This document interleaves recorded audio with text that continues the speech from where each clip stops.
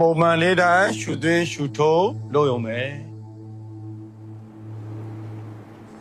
အဲ့လိုရှူသွင်းရှူသုံးလုပ်ရင်းနဲ့ငါတို့ကလုံးမှာရှိနေတဲ့သွေးကြောလေကြောကြောတွေကြွက်သားတွေအားလုံးကို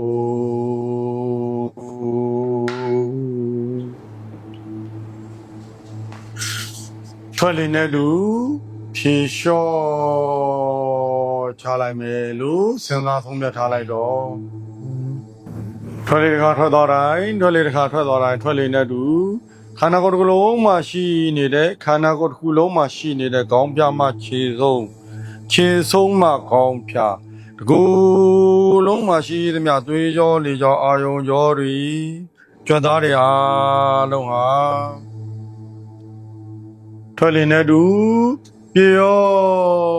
ပျော်ပြောင်းအင်မတန်မှနေလို့ကောင်းလာတယ်ပြောနေတဲ့တန်လင်းနာဆွင့်ထားမယ်ဒီနေရာဟာအန္တရာယ်ကင်းဘေးရှင်းတဲ့နေရာဖြစ်တယ်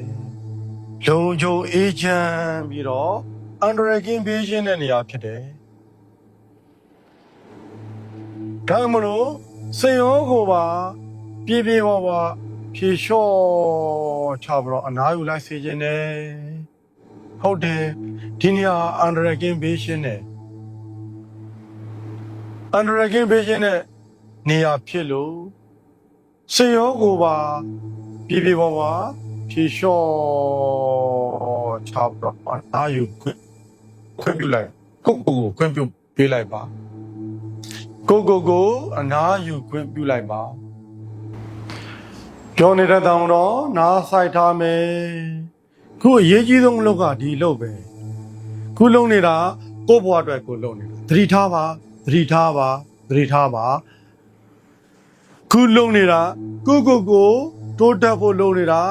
စိတ်ချမ်းသာရင်ကိုယ်ကြီးကျမ်းမာရင်နဲ့ပြည့်စုံမှုလုပ်နေတာ